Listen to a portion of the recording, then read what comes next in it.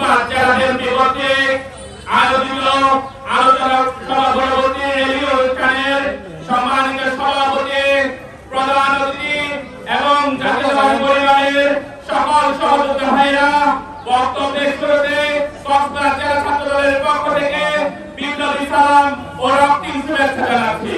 প্রিয় সমাবেশ, শ্রদ্ধার সাথে স্মরণ করছি বহুদলীয় গণতন্ত্রের প্রবক্তা শহীদ প্রেসিডেন্ট জিয়াউর রহমানকে, যিনি এই বিএনপিকে প্রতিষ্ঠা না করলে আজকে রাজনীতি করার সৌভাগ্য অনেকের হতো না, বাংলাদেশে বহুদলীয় গণতন্ত্র প্রতিষ্ঠিত হতো না।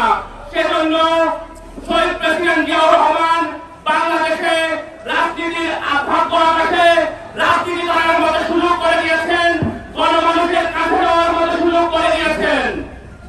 প্রিয় সমাবেশ, আপনারা ইতিমধ্যে লক্ষ্য করেছেন বাংলাদেশে দায়িত্বপ্রাপ্ত বিচারপতি জজরা যেভাবে রাজনৈতিক বক্তব্য দিচ্ছে, সেই রাজনৈতিক বক্তব্যের প্রেক্ষাপটে বাংলাদেশের বিচার ব্যবস্থা ধ্বংস হয়ে গেছে।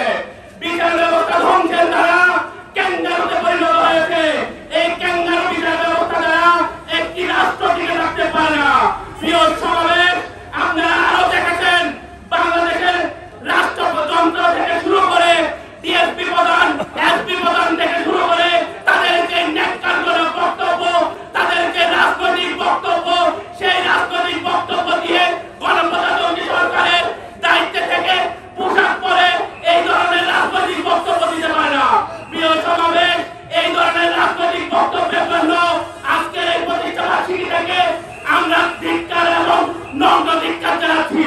প্রিয় সমাবেশ, পরিশেষে প্রতিষ্ঠার এই দিনে জিয়া তোমায় মনে পড়ে এবং কক্সবাজারের অহংকার জাতীয় স্থায়ী কমিটির সদস্য জননেতা সালাউদ্দিন আহমেদ বীরের দেশে বাংলাদেশে ফিরে আসবে, সেই আশাবাদ ব্যক্ত করে সংক্ষিপ্ত বক্তব্য শেষ করছি। আসসালামু আলাইকুম। লড়াই করো, শুভ শুভ শুভ দিন, বিএনপির জন্মদিন, শুভ শুভ শুভ দিন, প্রতিষ্ঠার এই দিনে জিয়া তোমায় মনে পড়ে, জিয়া তোমায় পড়ে মনে।